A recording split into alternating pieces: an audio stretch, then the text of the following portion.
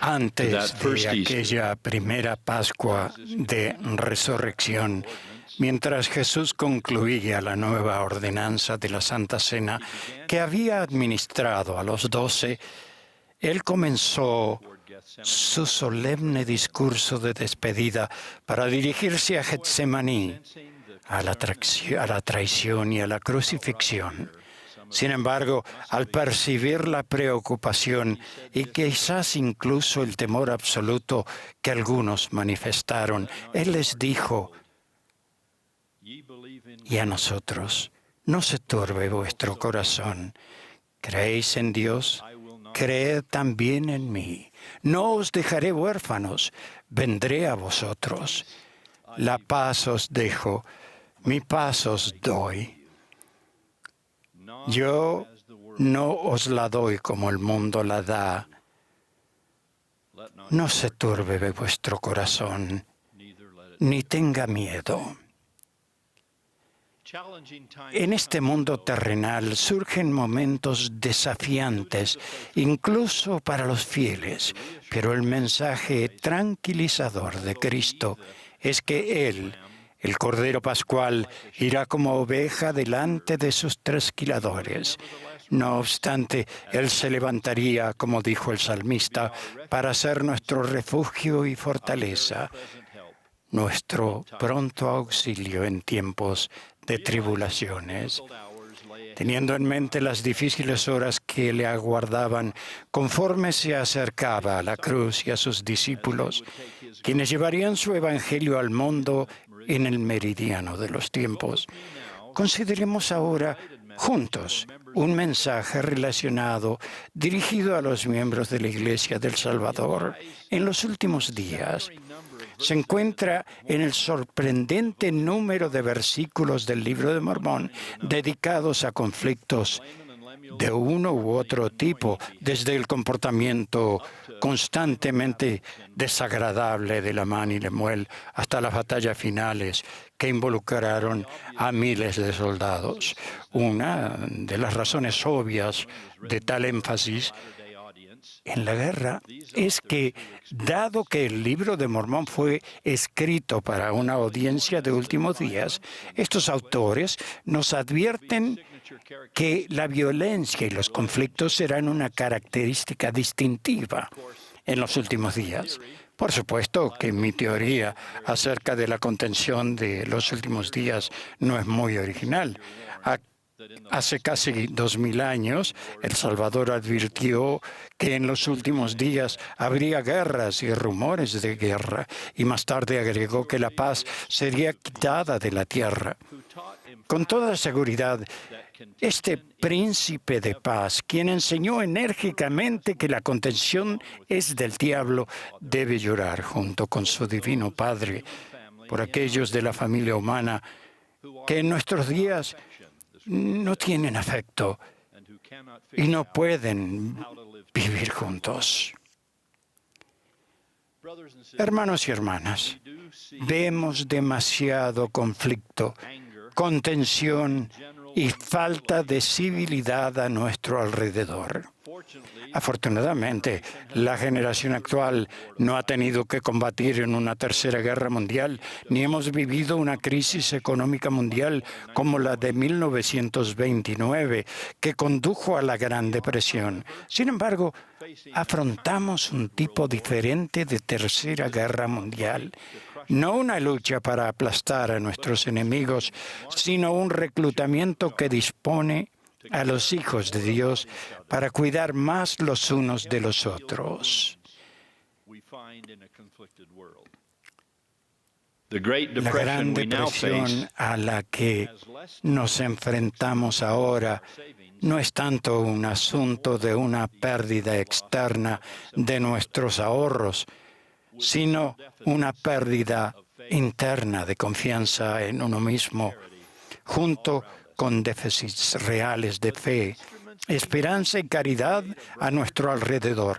Pero los instrumentos que necesitamos para crear un día más brillante y desarrollar la economía de la bondad genuina en la sociedad los proporciona el Evangelio de Jesucristo. No podemos darnos el lujo El mundo no puede fracasar en la implementación de estos conceptos y convenios fortalecedores del Evangelio para el uso personal y público. Entonces, en un mundo azotado por la tempestad, sin consuelo, como dijo Jehová que sería, ¿cómo encontramos lo que él llamó el convenio de paz? Lo hallamos al volvernos a aquel que dijo que tendría compasión de nosotros con misericordia eterna y que otorgaría paz a nuestros hijos. Así que, a pesar de las profecías aterradoras y de los inquietantes pasajes de las Escrituras que declaran que la paz será retirada de la tierra en general, los profetas, entre ellos nuestro querido Russell M. Nelson, nos ha enseñado que no tiene por qué retirársenos la paz de manera individual. En esta Pascua de Resurrección, tratemos de establecer la paz de un modo personal, aplicando la gracia y el bálsamo sanador de la expiación del Señor Jesucristo a las personas, a nuestras familias y a todos a nuestro alrededor. Afortunada e incluso asombrosamente, se pone este bálsamo sanador a nuestra disposición, sin dinero y sin precio. Esa ayuda es realmente necesaria, porque en esta congregación mundial hay muchos que luchan con cualquier cantidad de desafíos físicos, emocionales, sociales, económicos u otra docena de problemas. Y a veces no somos lo suficientemente fuertes como para enfrentarlos por nosotros mismos, ya que la paz que necesitamos no es como el mundo la da. No, para los problemas difíciles necesitamos lo que las Escrituras llaman los poderes del cielo. Y para acceder a esos poderes, debemos vivir de acuerdo con lo que ellas llaman los principios de la rectitud.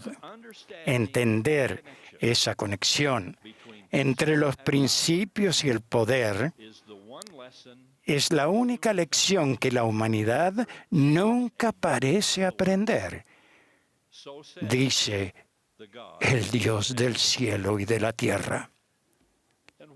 ¿Y cuáles son esos principios? Son mencionados repetidamente en nuestros libros sagrados y en conferencias como esta. Y en esta dispensación se le enseñó al profeta José Smith cuando él clamó en respuesta a su oración: Dios mío, ¿por qué me has desamparado? En el frío e indolente confinamiento de la cárcel de Liberty, se le enseñó que los principios de rectitud abarcan virtudes tales como la paciencia, la longanimidad, la benignidad y el amor sincero. En ausencia de esos principios, era absolutamente seguro que viviríamos con conflictos, con tensión y dolor. Con respecto a esto, permítanme expresarme francamente acerca de la ausencia de estos principios en algunos círculos de nuestra época. Obviamente, yo tengo mucha esperanza. Hay muchas cosas que son hermosas y buenas en nuestro mundo. Contamos con mayores bendiciones materiales que ninguna otra generación de la historia, pero en la cultura del siglo XXI en general y con demasiada frecuencia, también en la Iglesia, aún vemos a personas en dificultades, transigiendo y rompiendo demasiados convenios y rompiendo muchos corazones. Consideren la permanente presencia de un lenguaje vulgar, similar a la transgresión sexual en las películas y la televisión. O fíjense en cuanto leemos sobre el acoso sexual y otras formas de indecencia en los lugares de trabajo y en temas de la pureza por convenio.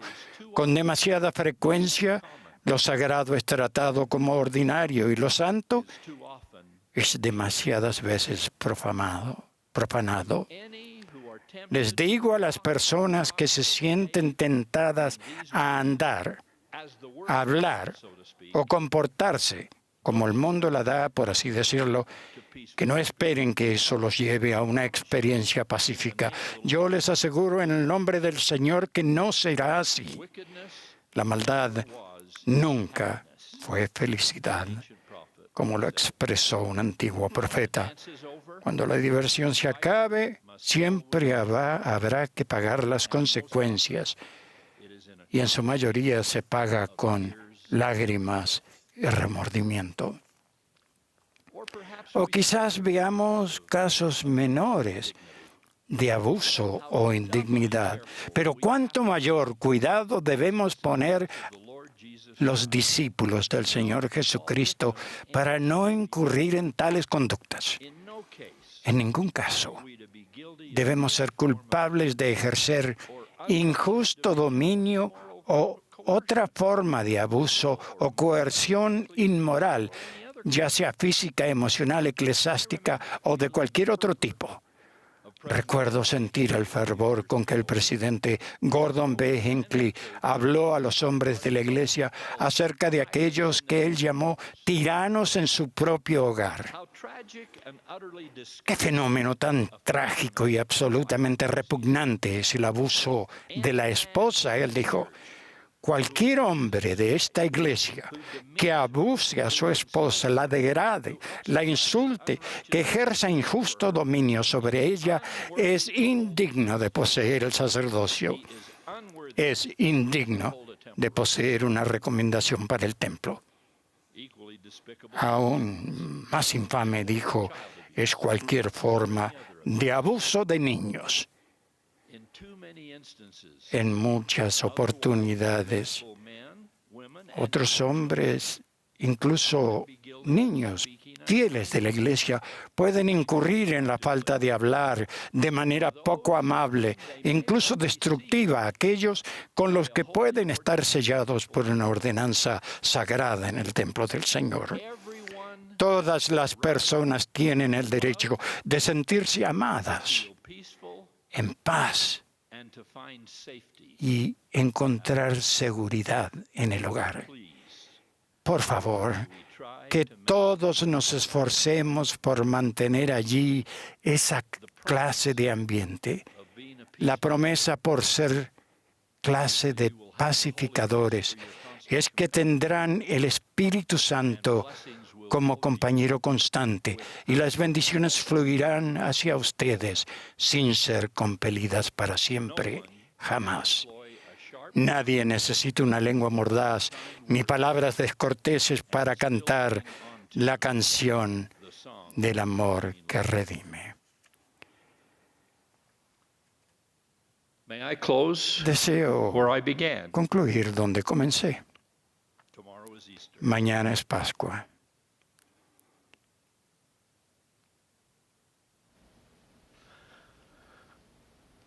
Un tiempo para que los rectos principios del Evangelio de Jesucristo y su expiación nos ayuden a superar los conflictos, superar la contención, superar la desesperanza y la transgresión y finalmente la muerte.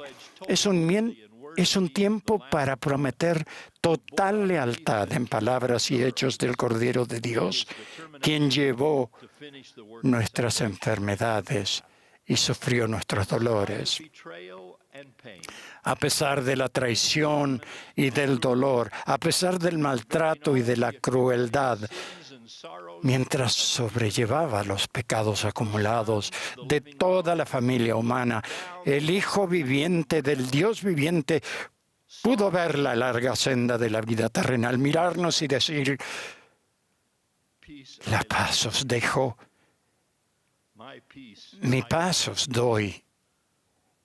Yo no os la doy como el mundo la da. No se turbe vuestro corazón, ni tenga miedo.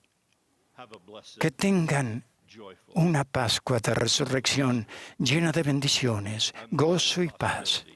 Las inconmensurables posibilidades de ella ya han sido pagadas por el Príncipe de Paz, a quien amo con todo mi corazón, cuya iglesia es esta y de quien testifico, así en el nombre del Señor Jesucristo. Amén.